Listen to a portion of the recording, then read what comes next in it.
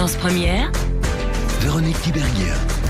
Manger peut-il rendre heureux ? Oui, mais comment et pourquoi ? Et puis on va en parler avec Myriam Camou. Bonjour. Bonjour Véronique. Coach en nutrition certifiée en nutrithérapie. On va parler avec vous de cet axe, axe physique ou pas, on va voir justement, entre l'intestin et le cerveau. Oui, tout à fait. Une communication entre nos deux cerveaux qui est permanente en réalité. Bien sûr. L'un influence l'autre. Et bien on va essayer de voir comment justement cet axe du cerveau, de l'intestin vers le cerveau, peut-il être même actionné par l'alimentation que nous allons choisir ? Oui, tout à fait.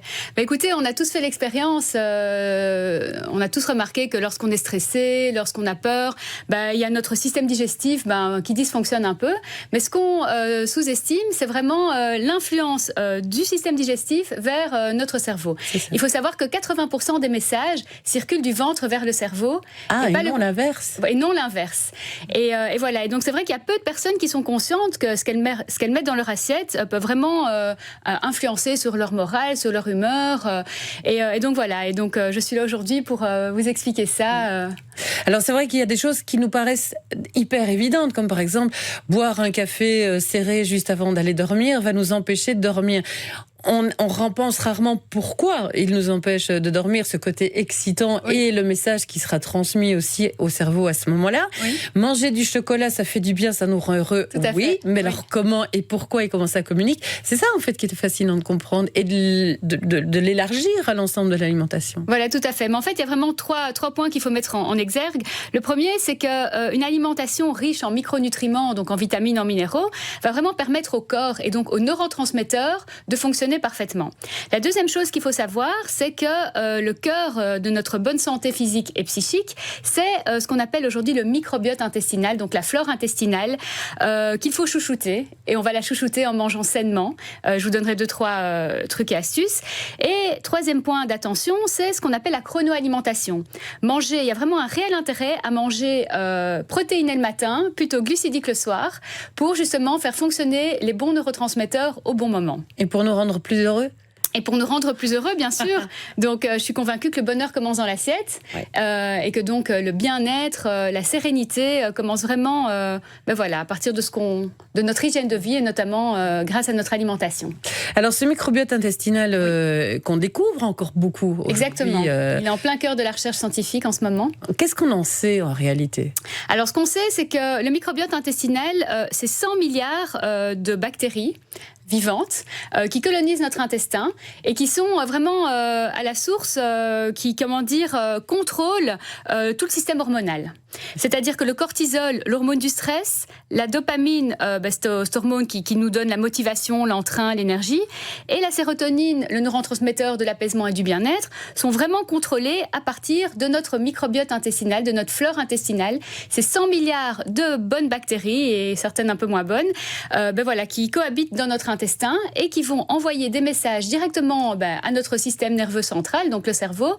Donc on peut vraiment dire que c'est à partir de cet écosystème que vont être générés les neurotransmetteurs qui vont nous rendre plus ou moins stressés, relax, heureux ou plutôt déprimés.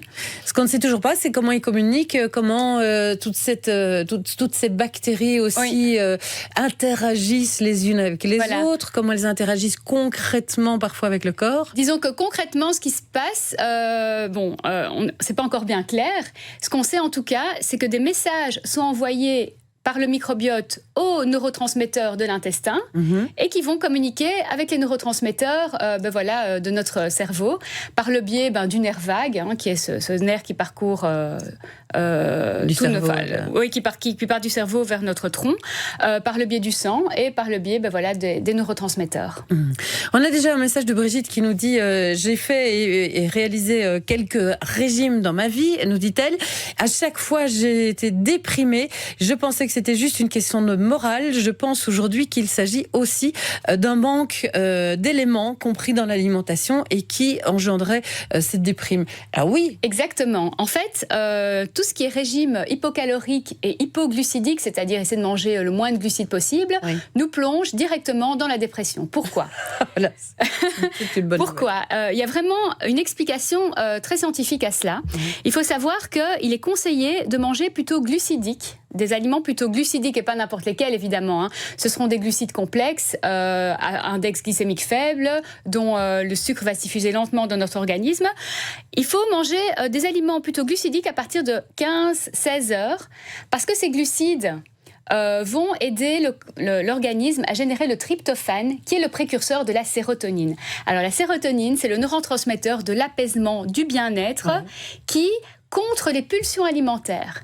Donc, à partir du moment où notre corps, notre organisme est bien chargé en sérotonine, on se sent apaisé, on se sent relax, et nos compulsions alimentaires qui vont nous amener vers les aliments plutôt gras, sucrés, compensatoires, vont être complètement apaisés. C'est ça. Et donc, en fait, c'est vraiment un non-sens de réaliser ce type de régime sans glucides, etc.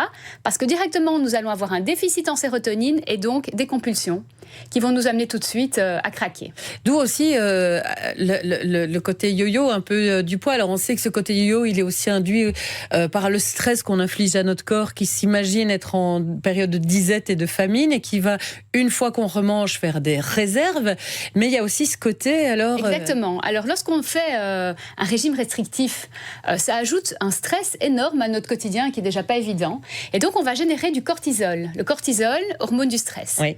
Alors dès qu'on génère du cortisol, l'hormone du stress, il faut savoir qu'on libère dans notre corps, pour faire face à cette période stressante, des sucres et des graisses qui vont être stockés au niveau abdominal.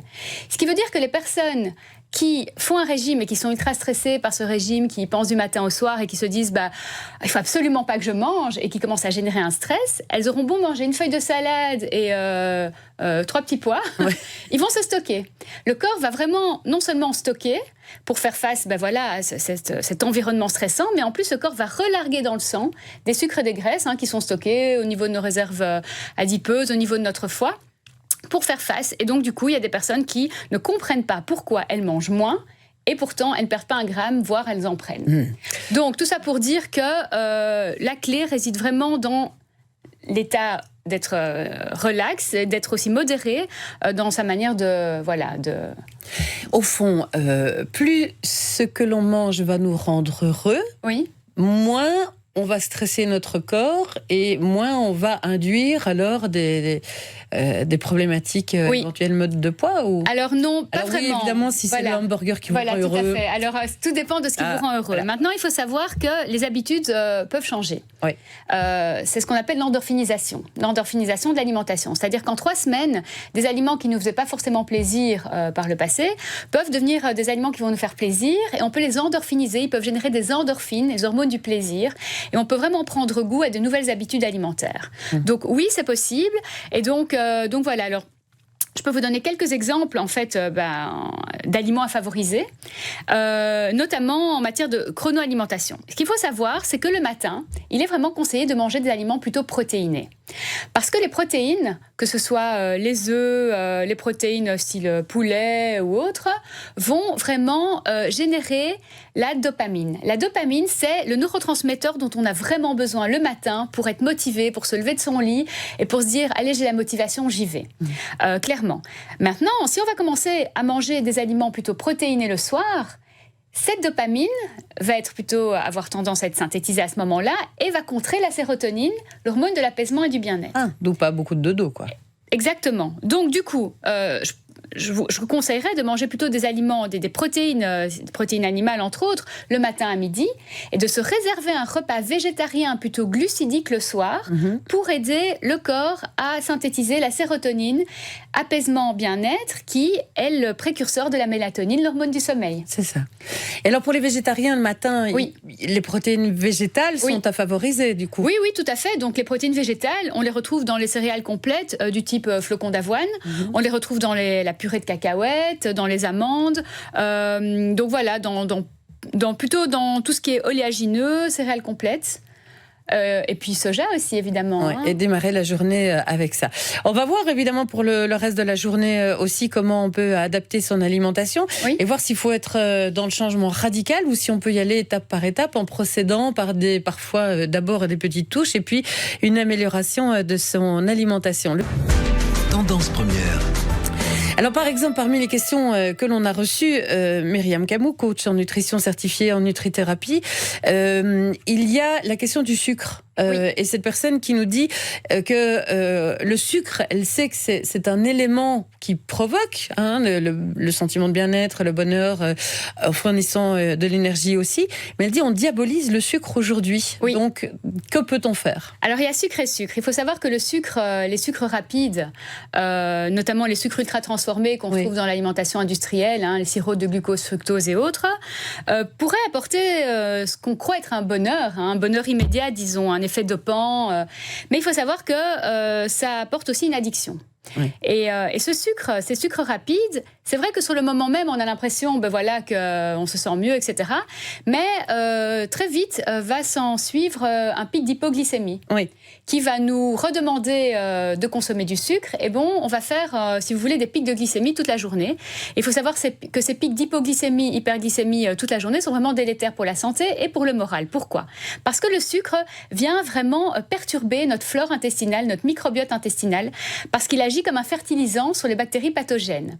Et donc, à partir du moment où on a un déséquilibre de notre flore intestinale dû à une consommation trop importante de sucre rapide, j'entends, ce microbiote intestinal ne va plus faire le bon boulot et ne va plus nous aider à générer les bons neurotransmetteurs au bon moment. C'est ça.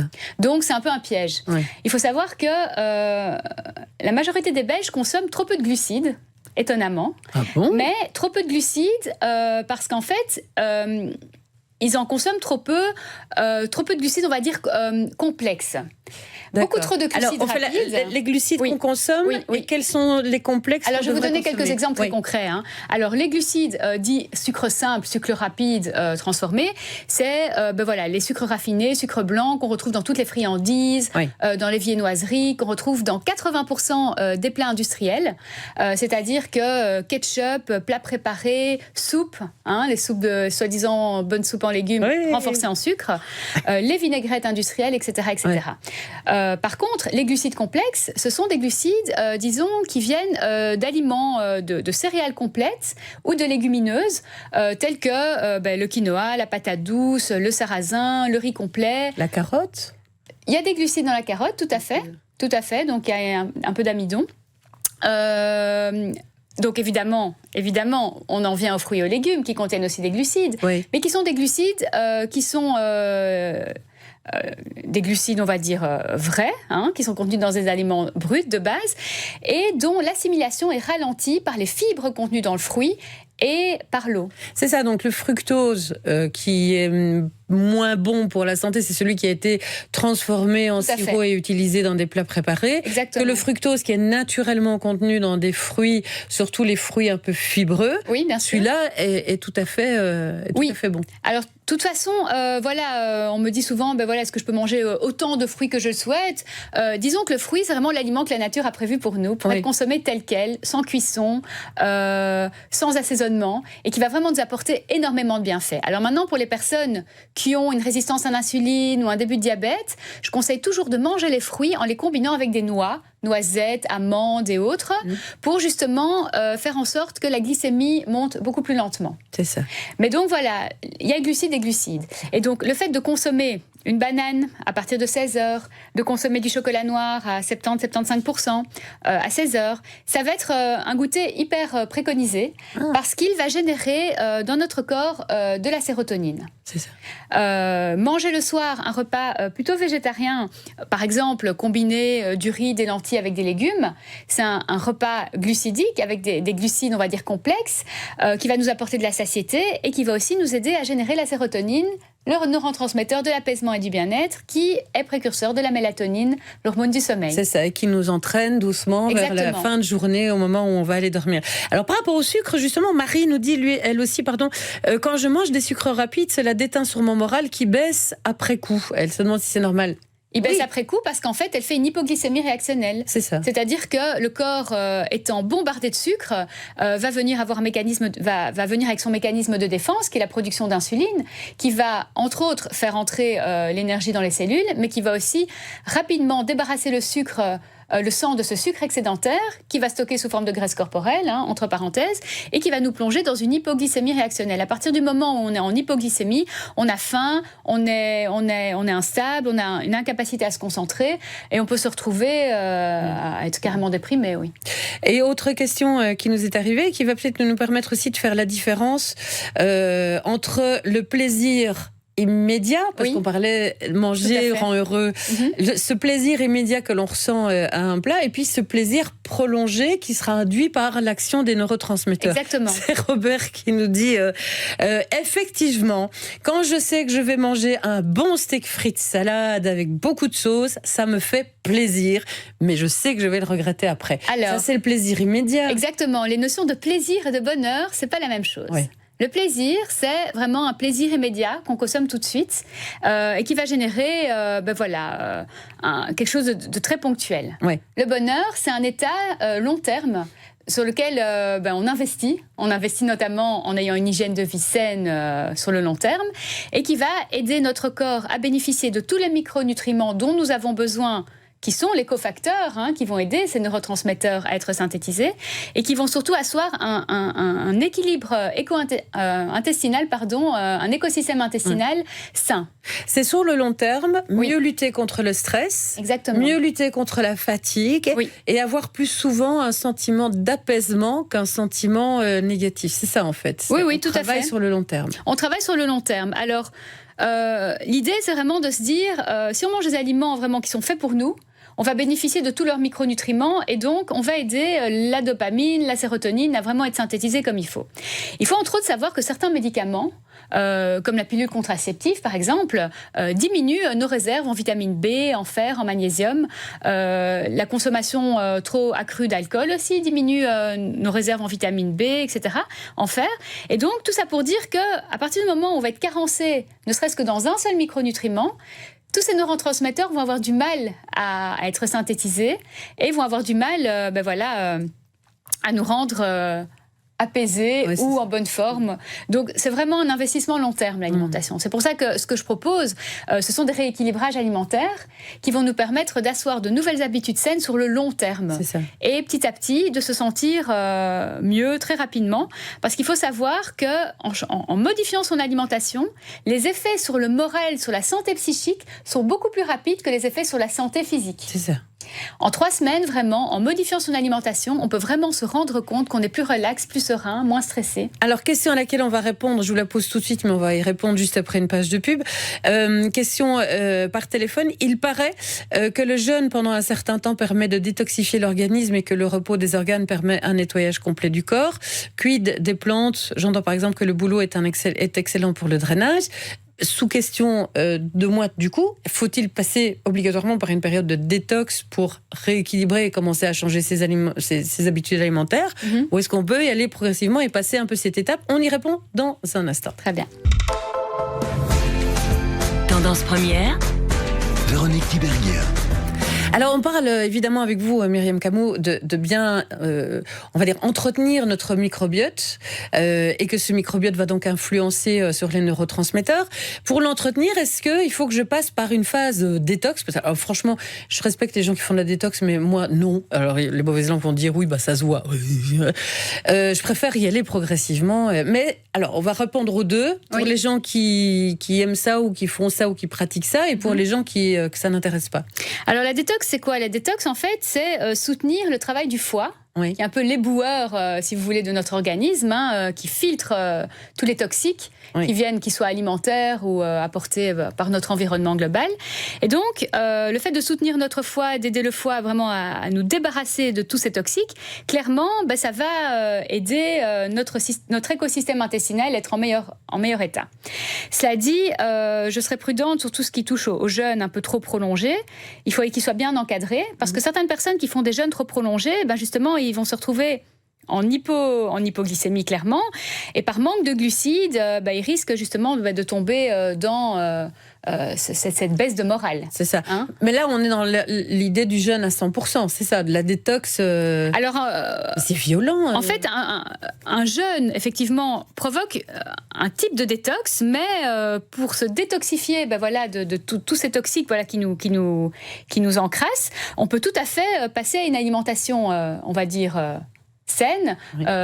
On va dire de manière plus douce. Par exemple, progressive. Par exemple, boire des jus de légumes régulièrement, tous les jours, va aider vraiment, va soutenir la fonction hépatique et va nous aider à nous sentir mieux. Maintenant, les conseils à donner pour faire fructifier donc, ce microbiote intestinal, mais il y en a plusieurs. Le premier, c'est que l'idée, c'est vraiment d'asseoir, d'ensemencer notre intestin avec des bonnes bactéries. Alors, si on est en déficit de bonnes bactéries, une des premières choses, ce serait de manger des aliments fermentés. Alors, les aliments fermentés, c'est les yaourts. Mais alors, il faut savoir qu'il n'y a pas que des yaourts au lait de vache. Il y a également des yaourts de soja, à base de lait de soja ou de lait de coco, qui sont produits à base de ferments lactiques. Oui. Donc voilà, pour les personnes qui ne consomment pas de produits laitiers, c'est tout à fait possible. Mais il y a aussi tout type d'aliments fermentés, comme tout ce qui est légumes lacto-fermentés, des sauces soja fermentées comme le tamari, et puis les boissons telles que le kéfir, le kombucha. Il faut aussi savoir que le levain du pain, lorsqu'on mange du pain au levain, c'est un aliment fermenté, une substance fermentée, qui va aussi venir aider nos bactéries intestinales à proliférer.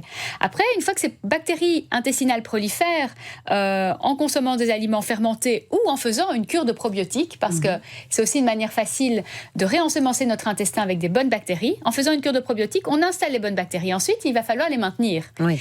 Alors, qu'est-ce qui nourrit ces bonnes bactéries ? Ce sont les fibres.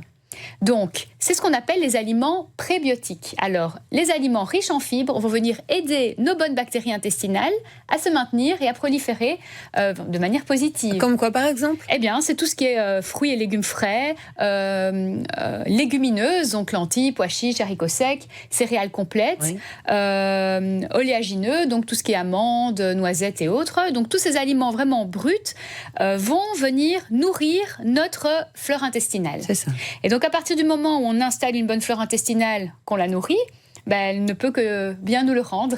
C'est ça. Voilà. Alors, on a une question de Mohamed qui nous dit cuite des jus de fruits 100% naturels. Alors là, je sais parce que je me souviens, on en avait parlé. Oui, tout à fait. À l'occasion d'une autre émission, et vous avez dit c'est bien, mais c'est mieux le fruit entier parce que le fruit, il y a la fibre qui sera là et elle est importante pour le sucre. Voilà. Alors les fibres, on se demande toujours, on entend souvent dans les médias ou autres, il faut manger tes fibres, il faut manger des fibres. Oui, mais il faut les manger pourquoi ces fibres ? Oui. Première raison, je viens de l'évoquer, c'est le fait d'alimenter notre écosystème intestinal parce que les fibres sont la nourriture de nos bonnes petites bébêtes, de nos 100 milliards de bactéries qui colonisent notre intestin.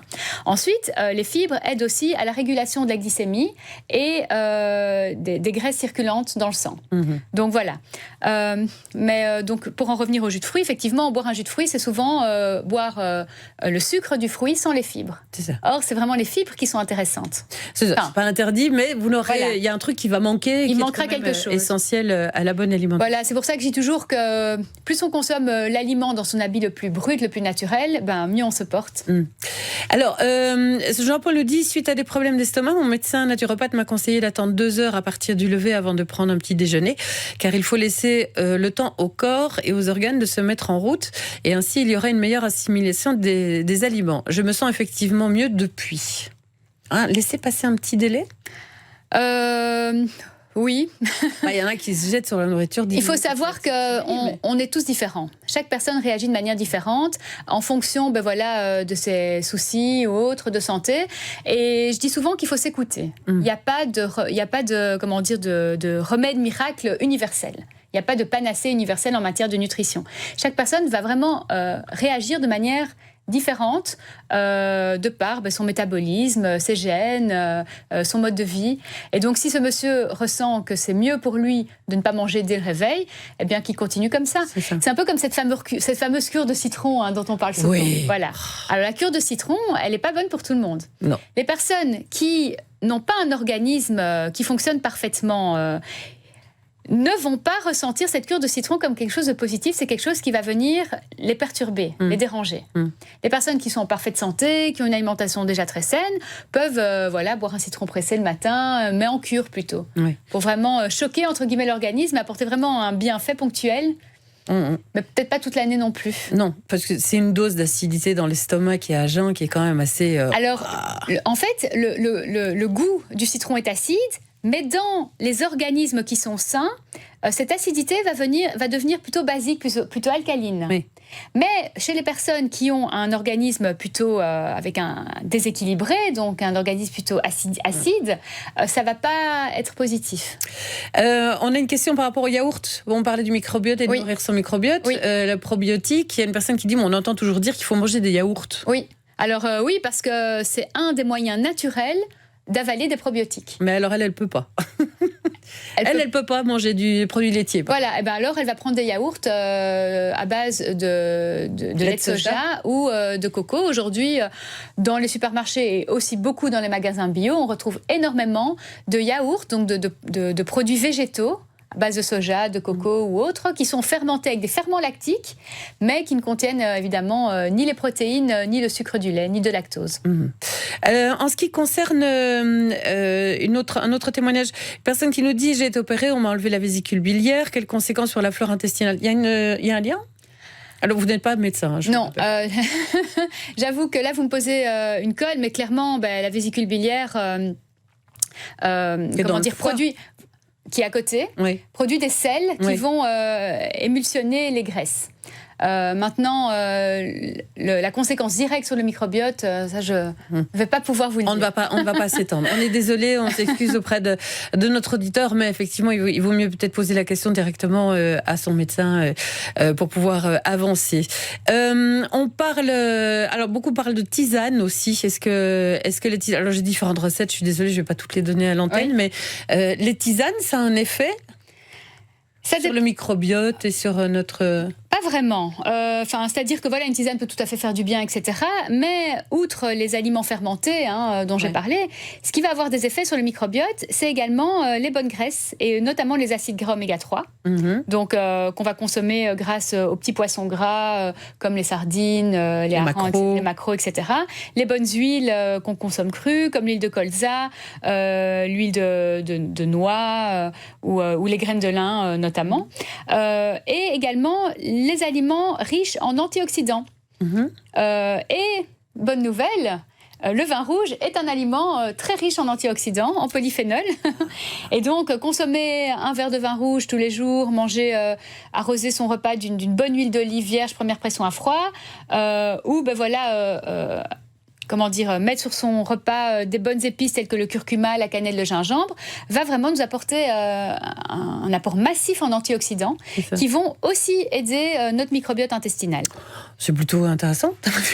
On peut s'autoriser donc ce genre de petites choses aussi. Oui, tout à fait. Le chocolat noir également. Alors, on a compris, bien s'alimenter sainement pour booster ces neurotransmetteurs qui sont aussi importants et pouvoir les équilibrer convenablement tout au long de la journée. Ça passe par des bonnes choses aussi. Ça n'est pas de la privation, c'est vraiment plutôt savoir quoi manger et à quel moment. Oui. Et donc, c'est plutôt une bonne nouvelle. Myriam, on arrive à la fin de cette émission, enfin de notre dossier en tout cas. Je rappelle que vous êtes coach en nutrition certifié en nutrithérapie. D'ailleurs, on pourra en savoir plus en allant sur votre site greencoachnutrition.com et que vous donnez aussi des séances d'accompagnement. Voilà, tout à fait. Je propose du coaching individuel et des workshops thématiques. Voilà.